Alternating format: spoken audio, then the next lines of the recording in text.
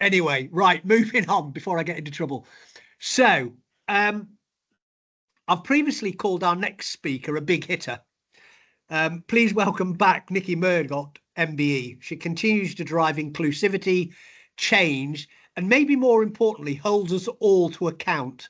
Nicky is independent chair of NHS England's Armed Forces Patient and Public Voice Group. With 30 years of army service and extensive leadership in the Armed Forces welfare sector, Nicky brings a vital patient and family perspective.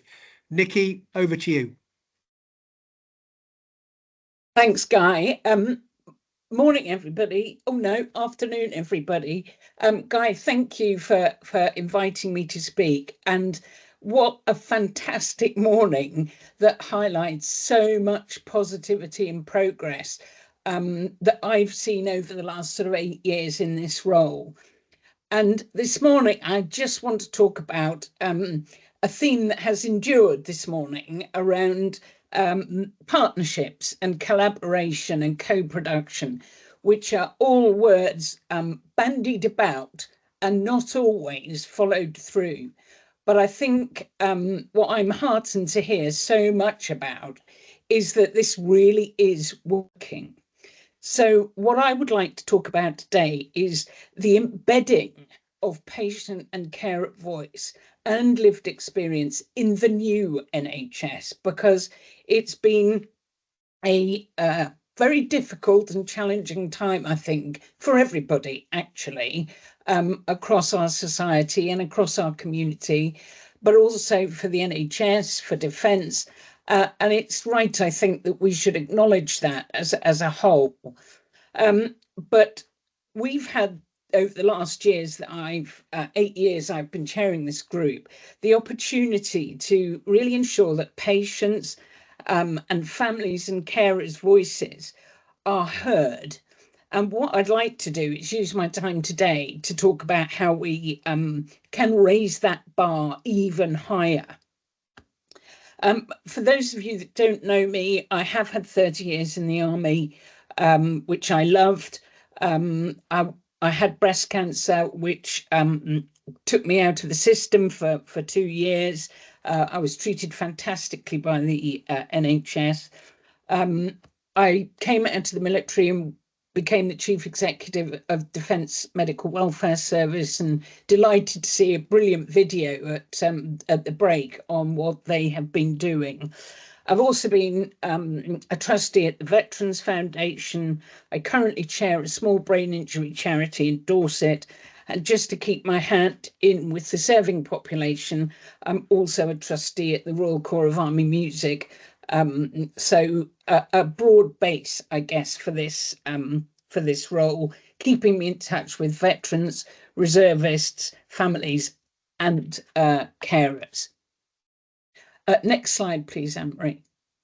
I know that everybody, and Dan Brooks will put a little thumbs up here, knows about statutory responsibilities, and all the public sector has huge statutory responsibilities.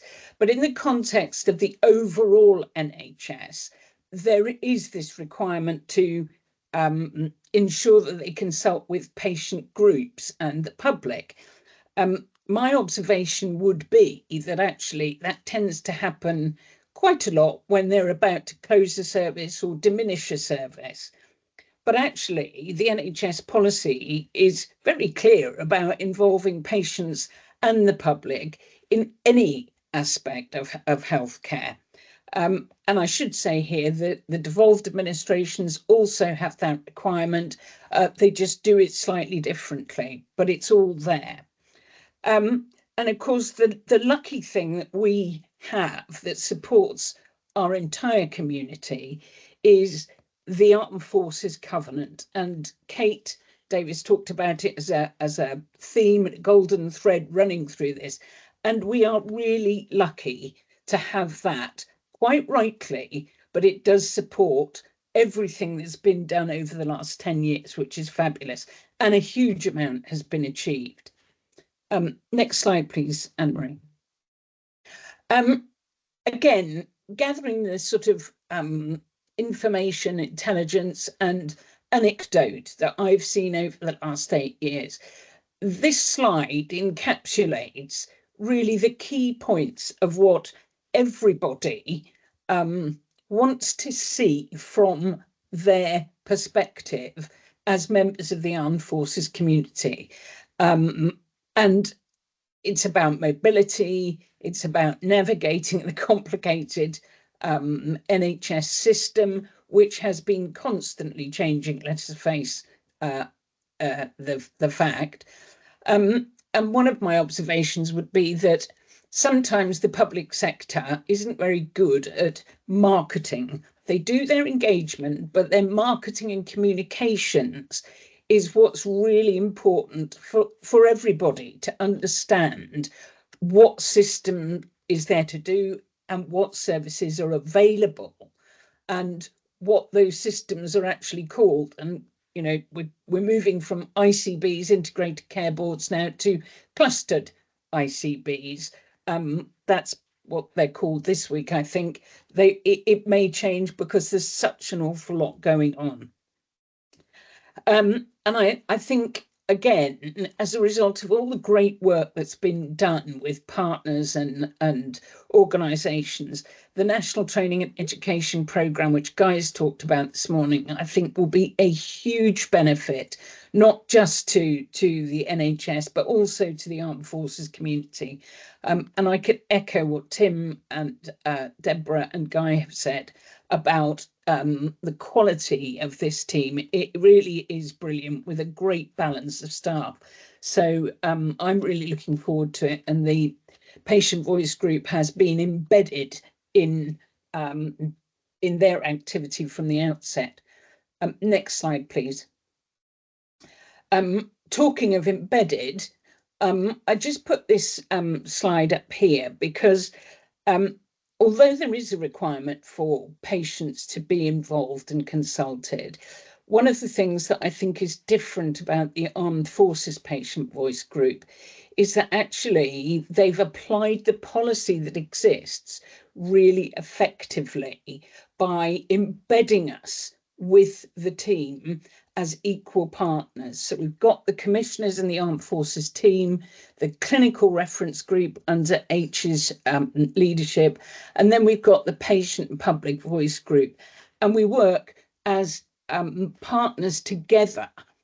And what we've done, which is again in the policy, so everybody should be doing it, is we've asked to be engaged early in any programme of work, that we get an explanation of the context in which we're operating. And probably the key thing is enough time to understand the issues with an opportunity for transparent and continual feedback. And what that has meant is we've been able to contribute and add value to the commissioning team as the process of new change has come into play. And I think that's been really important. And I say that because that's what I'm trying to educate more broadly as I'm asked by integrated care boards to help with the hearing of the armed forces voice in their patient consultation. And it is interesting that it's looking to the armed forces team for help about how to set up an effective partnership. And that's what we've been able to achieve here. Just the next slide, please, Anne-Marie. I've talked about the business of embedding, but I think key to hearing the patient voice is the preparedness of the armed forces team to actually listen really deeply to what's being said, and to be prepared to be challenged, because not everything that we feel about it, and Sarah highlighted it beautifully in her opening presentation, is easy to hear. So the preparedness to be challenged takes courage, and a preparedness to take risk, which we've seen from the Armed Forces team all the way through the time that I have been involved. And I guess for an organisation that is driven by activity and can be fairly impatient, the action on what's been heard is really important. And what it's done for us, it's built mutual trust between the team, the clinicians, and the patient voice group. And it's really helped us change the narrative. And we've done that by having a group of people with lived experience or who are experts in their field, made up of patients, families, and carers. But we've also been able to secure additional support and resource from Andrea Collins and the comms team to actually get involved with the communications and the marketing, rather than just the sort of slightly one-dimensional engagement activity. Moving on to the next slide. And I note Laura Robbins in the chat has made an observation about the hearing of the bereaved. Let me assure you, Laura, that we have representation on the patient voice group of those who've been bereaved and bereaved by suicide. So we've captured bereaved family members on the lived experience group. And we have about 40 patient voice partners who've been with us quite a long time, and it's allowed us to develop them into really good expert patient voices. And then we've enlisted experts in their field, like Ali Brown, who leads on female veterans and LGBT. And you can see a smiling face there of Sue Lightbird, who has added significant expertise, both clinically and from her own personal lived experience. So the list of people that we've got there is represented across the group. And as you've heard me say, we are really lucky that we are listened to. And again, this has been a different way of doing patient voice that isn't always done across the NHS as well as it could be.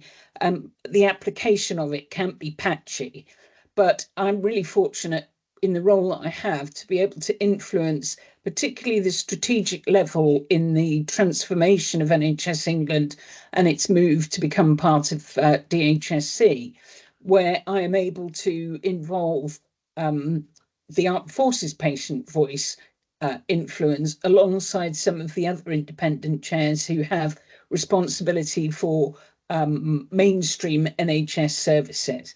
So again, very lucky. And with the group, what we've tried to do, and I'm stealing Sue's words here, but our community is not a monolith, it's not homogenous, and patient-centred care is really important, but we need to consider intergenerational activity, the intersections that exist, and how the group is evolving. And I'm very pleased that we've had a young person who's grown up living with a dad who has complex PTSD from Northern Ireland, and she adds excellent value to our group from a different perspective. So we've tried to capture all of the types of groups of people in our patient voice group. So what's been achieved? Next slide, please, Anne-Marie. We've heard about this today throughout, and all of it's been done in brilliant collaboration and partnership. And Kate alluded to the military maternity partnership. She talked about the single point of contact for complex cases, just to highlight one particular area, which again gives me absolute confidence that the Armed Forces team are in touch with patients on a daily basis. And Ellen Martin and Debbie King do brilliant work responding to need for complex cases, such as serving personnel coming back from overseas with healthcare needs themselves, with children with healthcare needs, and getting them back to the right place at the right time with the right level of support clinically and from a social perspective too. Excuse me. So there's a really huge amount of work that is being done and that has been delivered, which is fantastic. And again, working with the Forces in Mind Trust, working with the Armed Forces Covenant Trust Fund, the impact of what the Patient Voice Group has done in highlighting gaps has been significant, and we've had an absolute abundance of research gone into for women who have served and are serving. And I was delighted to see yesterday that the Armed Forces Covenant Fund Trust have given DMWS some money for serving women and the provision of counselling. So, you know, the highlighting of issues and gaps that exist for our community is really working. And we've had support from the MOD, we've had support from the Office for Veterans Vets, and absolutely legendary support from the third sector. So it really is, frankly, to die for in the context of collaboration that the wider NHS would aspire to. So well done and thank you. Next slide, please. Raising awareness, which is part of the section I've been asked to do, and I've touched on this in terms of things already, but it's great to see that we've got a consistent approach to naming conventions, which was started back with the Patient Voice Group speaking to Johnny Mercer when he was the minister. And that's clearly had an ongoing effect, which I think has been quite positive in identifying things that are for the armed forces community. I'm really delighted to see that funding and activity in the devolved administrations is going really well and being supported, because actually we have got a UK armed forces, and we need to make sure that we haven't got, just because health has devolved, disadvantage or health inequality. And again, I think that's really important to be seeing across the whole community. Next slide, please. You've heard Kate talk about what will happen going forward, the new direction, the 10-year plan, the opportunities and the 3 shifts. Next slide, please. And I make no apologies for just repeating the 3 shifts, because they're really important for us to understand. And that brings me on really to where I think we need to perhaps play our part alongside the charity sector, the statutory sector, the independent sector. And it's quite difficult when, as the armed forces community, most everything about our lives is provided for us when we're serving.